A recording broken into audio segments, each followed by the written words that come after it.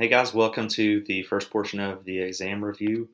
Let's go ahead and get in it. So, when we're talking about the pathway of filtration, we know that it begins in the, make this a little bit bigger, I apologize, it's about 16 or maybe even 18.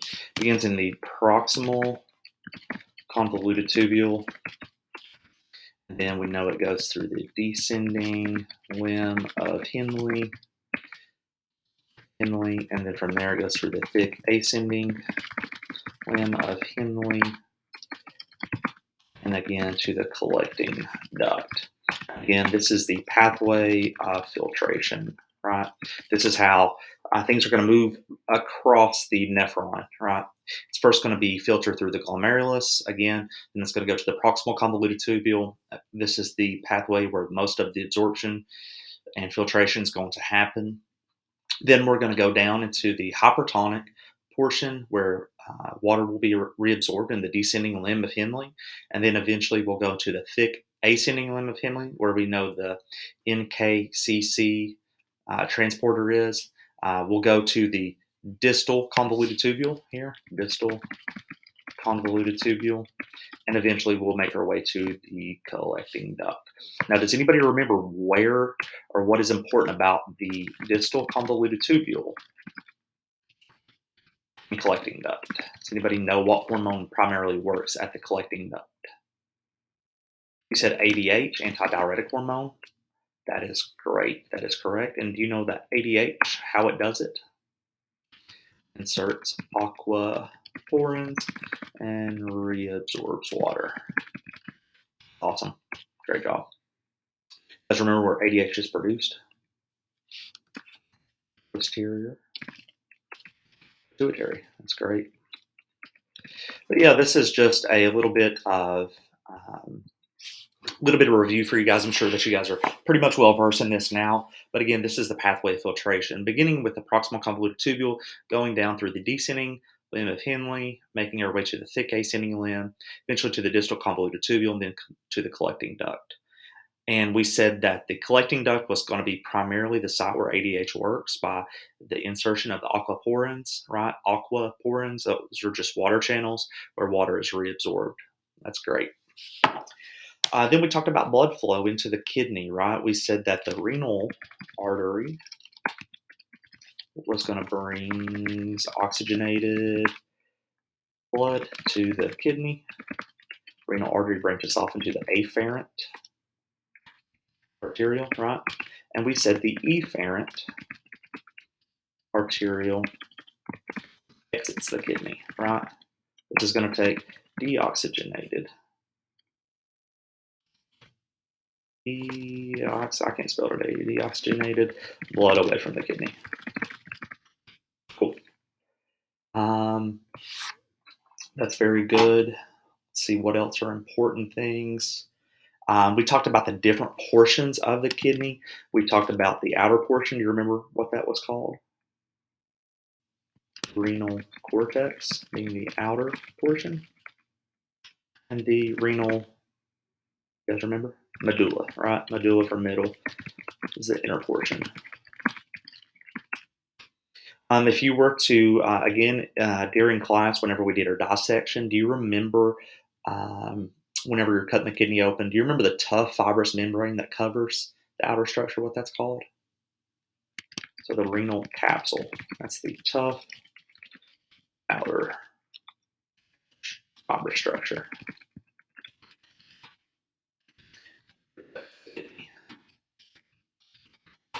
Cool.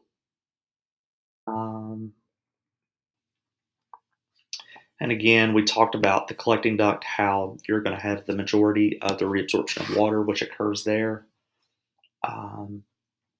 We talked about a special type of nephron. If you remember, the nephron is the basic functional unit of the kidney at the microscopic level. We talked about two different types.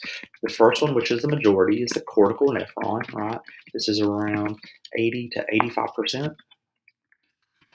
Then we talked about the other one, which I said was the more important one, the juxtamedullary nephron. This is going to be where we have the proximal convoluted tubule, the loop of Henle, etc. This is where urine concentration and dilution occurs. That's important to know. So this juxtamedullary nephron, the one that I drew on the board, that's the one that we're kind of talking about here. There's two different types. You've got the cortical nephron and the juxtamedullary nephron. For our purposes, I'm just going to talk to you about the juxtamedullary nephron. Again, it begins with the proximal convoluted tubule, going down to the thin descending loop of Henle to the thick ascending limb, eventually making the way to the distal convoluted tubule and the collecting duct. And this whole loop of Henle, remember, you have this counter current exchange mechanism built in the loop of Henle, which is going to be responsible for the concentration of urine. So again, urine concentration dilution occurs in the juxtamedullary nephron. That's important for examination purposes, okay? Whenever we're talking about ADH, again, I love to hit on ADH because I want you to know where it works. So ADH works on the collecting duct and distal convoluted tubule. ADH produced by the posterior pituitary gland reabsorbs water at the DCT and collecting duct.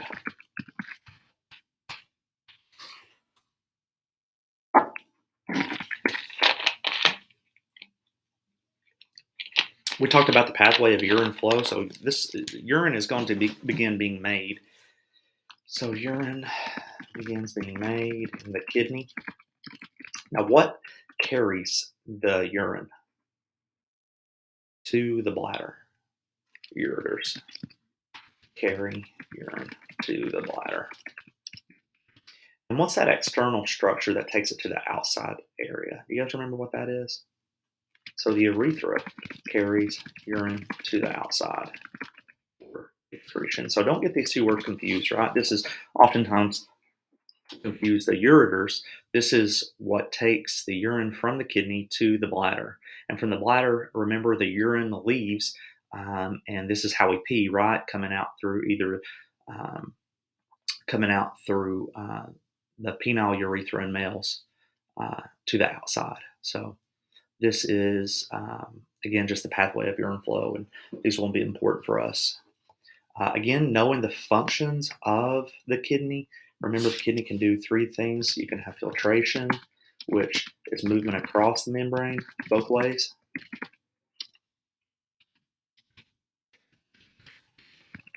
You can have absorption, which absorption is going to be back into the blood, right?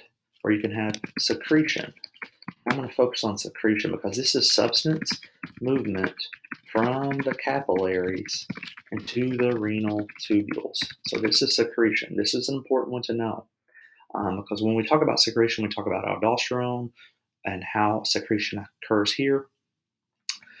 We can also talk about how ADH is responsible for absorption of water, right? Absorption of water. This is back into the peritubular capillaries, but this secretion is movement of substances from the capillaries into the renal tubules, and I just really want to highlight that, okay?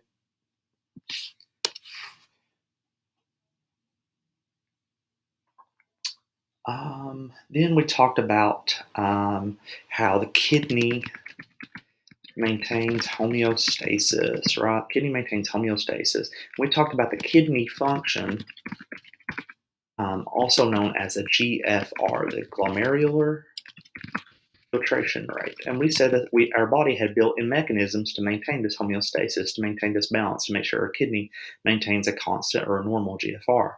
So normally our body, again, as we have a constant GFR, we have a constant amount of blood flow and filtration occurring across these kidneys. But what happens if the GFR is too low? What will happen? Well, we won't have enough substance being peed out, right? So inability to excrete.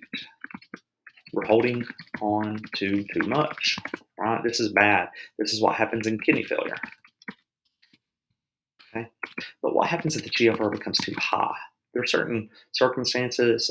Again, this comes back to that whole net filtration pressure equation, when we talk about hydrostatic pressure, non-caustic pressure, this comes back to these forces. There are certain conditions such as nephrotic syndrome, which you can have a high GFR, but really I just want you to understand what having a high GFR means. So if we have a high GFR, this means that substances move too quickly across the membrane. So we can't absorb enough. Okay, so this one, you can't get rid of enough, right? Can't excrete enough. We're holding on to too much. We're absorbing too much.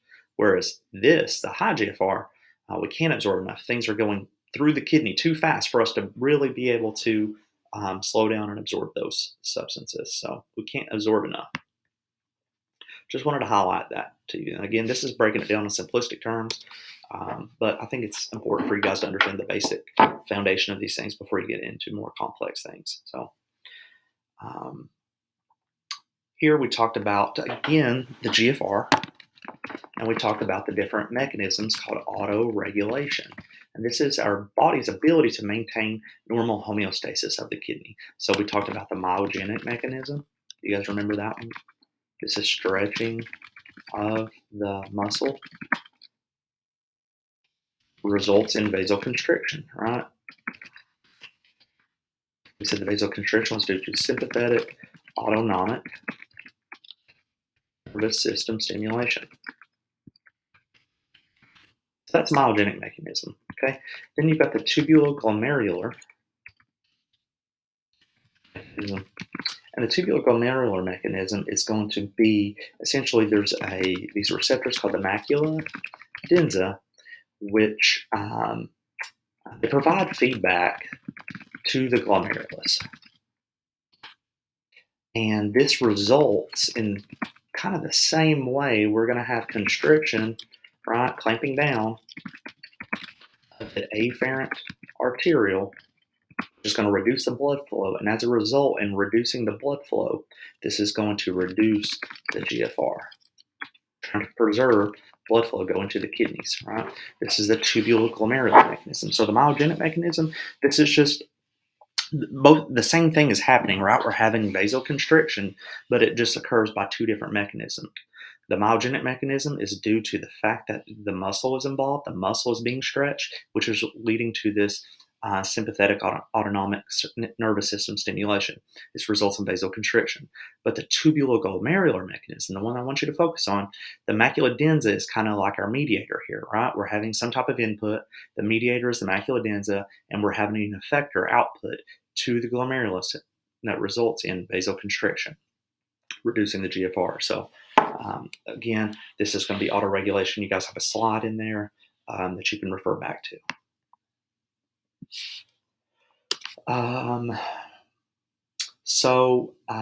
Again, talking about this hormonal regulation, right? Our body has different ways in which we maintain this autoregulation. We talked about the tubuloglomerular and the myogenic, and the myogenic is through means of sympathetic nervous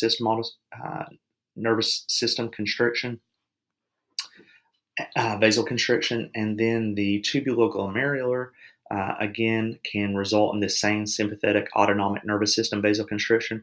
But there's also a hormonal, which again, this one takes a little bit more time. The neural is able to instantly raise the blood pressure, but the hormonal is looking at long-term effects, okay? So the hormonal is mediated by something called angiotensin 2. So angiotensins, you're going to tense the angios, you're going to tense the blood vessels, which is going to result in vasoconstriction. So angiotensin 2 results in vasoconstriction of the efferent arteriole, which increases the GFR, right? This is going to result in causing our kidney to raise the GFR. So again, I just think that's important for you guys to know that angiotensin 2 results in vasoconstriction of the efferent arteriole, which is going to increase the GFR or maintain that blood flow. And this is, again, how our blood pressure is going to work. Good, that's awesome. So angiotensin 2, as a result of its secretion from the kidney and clamping down of the efferent arteriole, it will also stimulate aldosterone. You guys remember what aldosterone, where it's produced? It's produced from the zona glomerulosa. Remember, salt, sugar, sex, go fetch Rex, of the zona glomerulosa of the adrenal cortex. Awesome. And aldosterone is going to reabsorb sodium and secrete potassium. And it does this at the distal convoluted tubule. So again, just going back to this whole autoregulation, we said that autoregulation was just maintaining a constant GFR. We talked about two different mechanisms. There was neural and hormonal. Neural is going to be a quicker effect. This is somebody who's been shot, that's losing blood, and her body's wanting to raise her blood pressure. Therefore, sympathetic nervous system is going to cause vasoconstriction, resulting in preservation of the GFR. Then, long term, right? That's the immediate. We need immediate control of the blood pressure. Well, long term, right? Or long term, days to weeks, we're thinking about hormonal, right? Hormones take a little bit longer than the nervous system does. So, hormonal control of blood pressure is going to be through the secretion of something called angiotensin 2. We talked about the renin, angiotensin, aldosterone system, right? Renin, which was produced from the kidneys, which was going to cause conversion of angiotensin 1 to angiotensin 2. Well, angiotensin 2 is going to cause vasoconstriction of the efferent arteriole in order to maintain our blood pressure, right? In order to maintain their GFR, the blood going to the kidney. Well, as a result of the constriction of the efferent arteriole, there's also going to be production of something called aldosterone. And aldosterone is just a hormone that is produced from the adrenal cortex. So, aldosterone, we said, was important for reabsorption of sodium at the distal convoluted tubule and secretion of potassium. Again, I just want to stress the importance of aldosterone's mechanism of action, right? It reabsorbs sodium and secretes potassium, right? Aldosterone is trying to raise the blood volume. There's a syndrome called Conn's syndrome, Conns syndrome, in which you have a tumor of the adrenal cortex, right? It's producing too much aldosterone. So, as a result, what do you think would happen to the levels of sodium within the blood? That's right, it would raise, absolutely. So, they would have a raised amount of sodium, right? Therefore, water follows salt. So, water is going to move in as well and increase the blood volume. So, that's why the blood pressure increases. And what do you think the potassium would be within the blood? Remember, aldosterone likes to reabsorb sodium and secrete potassium. Because it's secreting potassium, the potassium would be low. Absolutely good. So, this patient may present with abdominal pain, hypertension, or which is just elevated blood pressure, and then they may also have low potassium. And the tumor, they say it's found in the adrenal cortex, and it's produced primarily from the area called the zona glomerulosa, again, just being the site where aldosterone is produced. And then they ask you which of the following hormones is this tumor most likely producing? Would it be epinephrine? No. Norepinephrine? No, those are both produced from the adrenal medulla. We talked about that back in the beginning portion of the lecture back in January, right? The hormones of the pituitary system. Would it be cortisol? Well, that is produced from the adrenal cortex, but where? The zona fasciculata, absolutely. That's right, it'd be aldosterone, right? Aldosterone. So aldosterone works at the distal convoluted tubule, again, to reabsorb sodium and secrete potassium. I just wanted to take this home, or want you to take that message home. And do you remember what hormone works at the collecting duct to reabsorb water? ADH, antidiuretic hormone, right? And do you remember where it's produced? The posterior pituitary. That's awesome. Great job. So moving on, what should normally be found in urine? What shouldn't be found in urine? Let's talk about that. How about that? Should blood be found in urine? No, that's called hematuria, right? Should protein? No, it should not be found in blood. Remember, we talked about the glomerular basement membrane. We talked about the podocytes, right? Those specialized epithelial cells which prevented passage of protein into the urine. What about glucose? If you see glucose in the urine, what did we talk about? Maybe the patient had. Could be diabetes, absolutely. What about sodium? Should sodium normally be found in the urine? Yes, absolutely. Right? There's a normal amount of sodium and chloride and potassium, which are found in the urine. So sodium would be the correct answer. So moving on, moving away from the renal lecture, we'll now start talking about the digestive system a little bit. We talked about the normal musculature of the skeletal system, right? We talked about mostly everything was made up of smooth muscle, but there was two places of significance that I talked about that had something called squamous cell epithelium. Do you guys remember? So squamous epithelium is found in the upper 2/3 of the esophagus. Remember, that's under voluntary control. And you guys remember the other one? Mouth, right? The mouth. Squamous epithelium is found within the mouth. So if someone had a squamous cell carcinoma, you would find it in either the upper 2/3 of the esophagus or the mouth. Cool. Good. We talked about pyloric stenosis, and we talked about what is the pylorus? What's the pylorus? You guys remember? So normally, a food bolus, food passes from the esophagus to the stomach, right? And from the stomach, it goes through this little area called the pylorus into the duodenum. Do you remember what the duodenum is? It's the first portion of the small intestine. Normally, right, there is food passes from the esophagus into the stomach, and from the stomach, it passes through a little channel or a canal called the pyloric canal, right? It passes from the stomach into the duodenum. So, in a baby, we talked about a pathology called pyloric stenosis. I said that it was hallmarked by projectile vomiting, failure to thrive, the baby can't gain weight, and lethargy, right? There's no energy.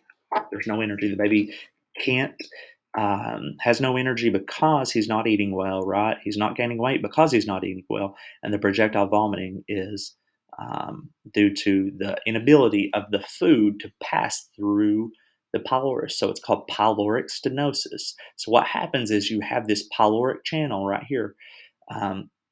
This pathway is stenosed, which just means blocked off. So food normally passes from the esophagus into the stomach, and from the stomach, it'll go through this little area called the pylorus into the duodenum. So what happens here if you have a blockage of food going from the pylorus into the duodenum?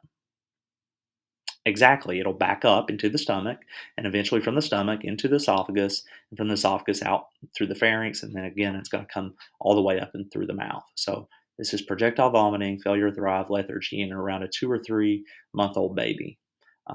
And again, I present things like this so that you guys can understand the function of the pylorus. Sometimes I think it's good to see abnormal to understand normal. So moving on away from that, we will talk about the different cells. Okay, there's different cells that are present within the mucosal layer of the stomach, and we talked about the stomach containing um, mucosal cells, which are exocrine cells that secrete specific hormones. You guys remember what these were? There's the chief cells, which secrete what? Pepsin.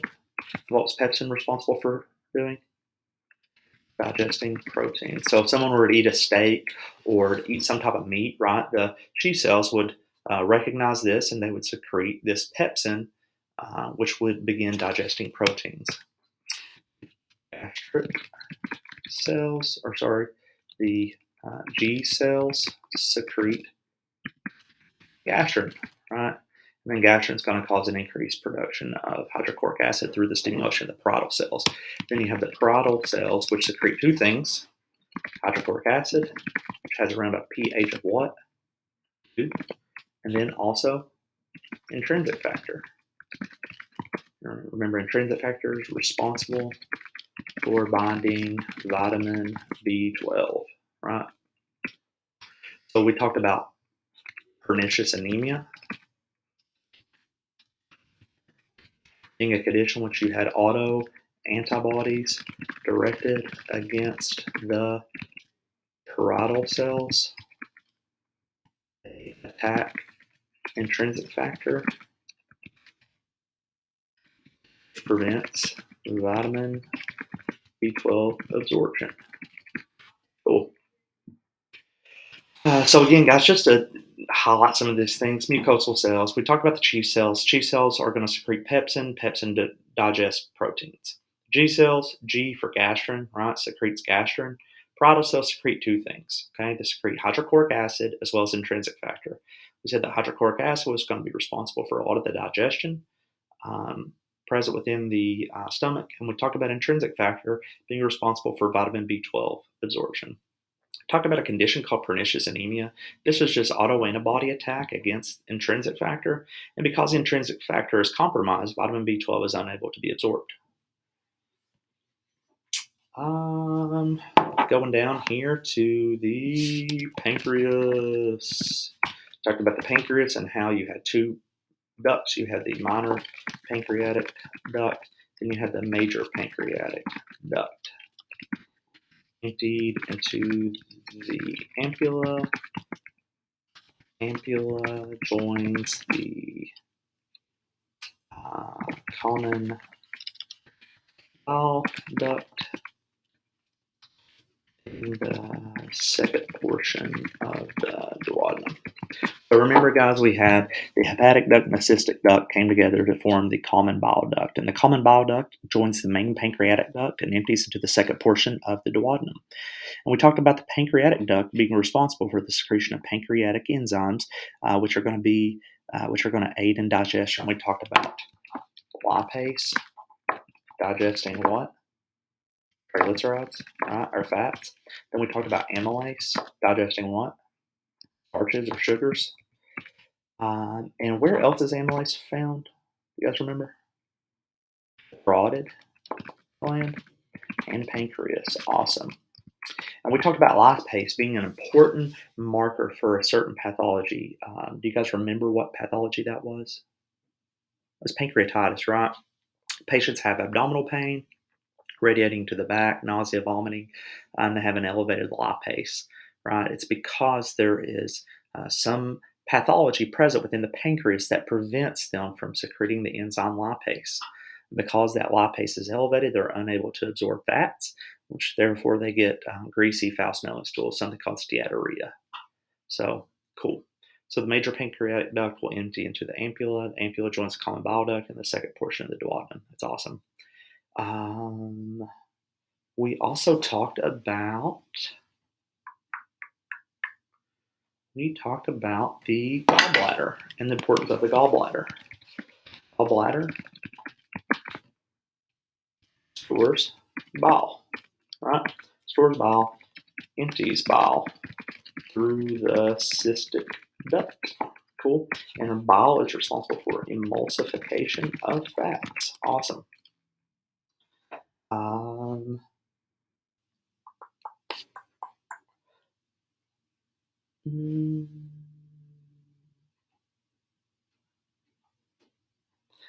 We also talked about bile and said that it was produced by the liver and stored in the gallbladder. Again, emulsifies fats. Regarding the small intestine, we talked about the small intestine and how the small intestine is made up of three areas. You have the duodenum, jejunum, the ileum. It said that there was an area called the brush border, which contains enzymes responsible for breaking down substances. We talked about lactase being present in the brush border and breaking down lactose. And you guys remember what lactose is present in? It's present in your milk, cheeses, and yogurts and things like that. So, for example, if a child were to have like a viral infection early on in life, they can become lactose intolerant. The virus damages something called the brush border. You guys remember what that is? The brush border is the area of the Small intestine that contains those microvilli, which increase the absorption area and allows for the passages of substance across the membrane. So, again, the brush border increases absorption. If you have damage to the brush border, you can absorb these substances, and also the enzymes become um, uh, defective as well. So, for example, if the brush border containing the lactase enzyme were compromised, then you wouldn't be able to break down lactose. So that's called the lactose intolerant. We talked about uh, the area within the large intestine called the plicae circularis. Remember the large circular folds and how they were responsible for increasing absorption. Um, we talked about Um, let's see if there's any other areas that we need to talk about. Mastication being the mechanical digestion of food beginning in the mouth. And really, I think that's it for the first portion of the lecture. You guys are killing it. We will have one more little lecture, or I guess exam review, and then we will have the test. So if you guys have any questions or comments or concerns, I hope you guys will reach out to me. But I think that's all for now. Thank you guys.